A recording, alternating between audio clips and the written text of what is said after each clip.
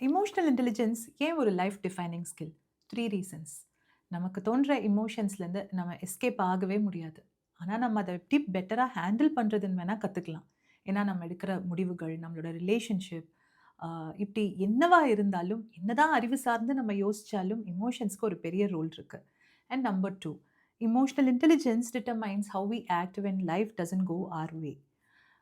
பிரேக்கப்பா இருக்கட்டும், grades drop ஆறது, ஆஃபீஸ்ல ப்ரமோஷன் கிடைக்கல, ஆஃபீஸ் பாலிடிக்ஸ், லைஃப்ல பர்சனல் சைட்ல ஸ்ட்ரெஸ் இப்படி என்னவா இருந்தாலும், அத நம்ம ஓரளவுக்காவது ஒரு கண்ட்ரோல்ல வச்சுக்கிறதுக்கும், அத ஹேண்டில் பண்றதுக்கும் நிச்சயமா நம்மளோட எமோஷன்ஸ் ஒரு பெட்டரா ஹேண்டில் பண்ணக்கூடிய எபிலிட்டி ஒருத்தருக்கு இருக்கும்போது, இது எல்லாத்தையுமே சமாளிக்க முடியும். அண்ட் முக்கியமா number 3, success is not about who is the smartest. It's about who is emotionally balanced to handle everything.